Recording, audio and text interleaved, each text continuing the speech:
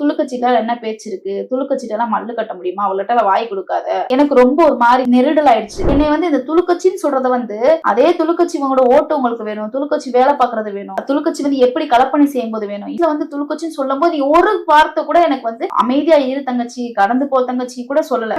ஊர்ல போய் வேலை பார்க்க சொல்லுங்க, சீனியர் அக்காக்கு மரியாதை கொடுக்க சொல்லுங்க. கோயம்புத்தூர்ல பாஜக இஸ்லாமிய பெண்ணை துளுக்கச்சின்னு திட்டாங்க, அது ஒரு விஷயமா? அந்த மாதிரி நம்ம நாம் தமிழர் கட்சியில இந்த மாதிரி சொல்றாங்கன்னா இதெல்லாம் ஒரு விஷயம், கடந்து போங்க. ஹுமாயூன்றவர் எங்க சமூகத்தை சேர்ந்தவங்களை அவங்க சொல்லி எங்களை திட்ட சொல்றது. இதை விட ஒரு முக்கியமான விஷயம்னா வேட்பாளர்கள் நிப்பாட்டி தூக்குறது. மதுரை மாவட்டத்துல அன்பரசி இருந்தாங்க, அவங்கள வேட்பாளர் நிப்பாட்டுன்னு சொன்னாங்க. சட்டமன்ற தேர்தலில் அதிக வாக்கு வாங்கினவங்க வடக்கு தொகுதியில கலந்தாய்வு கூட்ட போட போறேன் அப்படின்னு சொல்லிட்டு அடுத்த நிமிஷமே இல்ல அந்த அக்கா வேணான்ட்டாங்க. அதிக வாக்குகள் வாங்கின வேட்பாளர் அவங்களையும் போட முடியும். அன்பரசி அக்கா கீட்டு தரோம், நேரா சந்திக்கிறோம், அண்ணனை போய் சந்திக்கும் போது அண்ணன் பேசுறாப்ல, மூர்த்திட்ட 10 கோடி கொடுக்க சொல்லு, 5 கோடி கொடுக்க சொல்லி பேசுறாப்ல. அது வரைக்கும் எனக்கு யார் மூர்த்தின்றது எனக்கு தெரியாது.